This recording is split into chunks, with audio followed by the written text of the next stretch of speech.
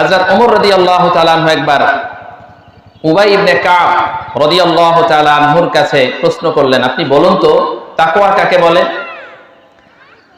হযরত উবাই ইবনে কাব রাদিয়াল্লাহু তাআলা আনহু হযরত ওমরকে বললেন, আমিরুল মুমিনিন, আপনি কি কখনো কোনো কাঁটাযুক্ত রাস্তা দিয়ে হেঁটেছেন নাকি? হযরত ওমর তখন বললেন, অবশ্যই হেঁটেছি। হযরত উবাই ইবনে কাব বললেন, আপনি সেই কাঁটাযুক্ত রাস্তা দিয়া কিভাবে হেঁটেছেন? হযরত ওমর তখন বললেন, সেই কাঁটাযুক্ত রাস্তা দিয়া আমি আমার শরীরের কাপড় গুটিয়ে এমন ভাবে সতর্কতার সাথে পা ফেলেছি যাতে করে কোনো কাঁটার আঘাত আমার শরীরে বা কাপড়ে না লাগতে পারে। হযরত উবাই ইবনে কাব তখন বললেন, এটাই হলো তাকওয়ার সর্বশ্রেষ্ঠ দৃষ্টান্ত।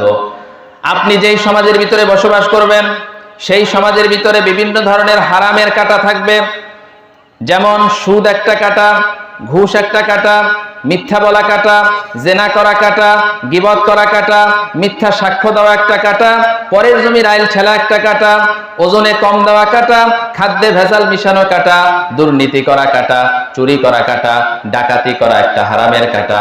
এভাবে করে প্রত্যেকটা হারামের কাঁটা থেকে নিজের ঈমানকে হেফাজত করার নাম হলো তাকওয়া। আর এই তাকওয়া যার মধ্যে থাকবে সে হবে মুত্তাকি।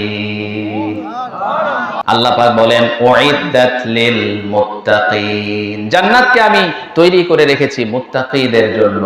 আমরা মুত্তাকি হতে চাই? কারা কারা চাই? দুই হাত উঁচু করে আল্লাহকে। লিল্লাহি তাকবীর, লিল্লাহি তাকবীর। আল্লাহ পাক আমাদের সকলকে মুত্তাকি হয়ে জান্নাত অর্জন করার তৌফিক দান করুন। বলুন আমিন।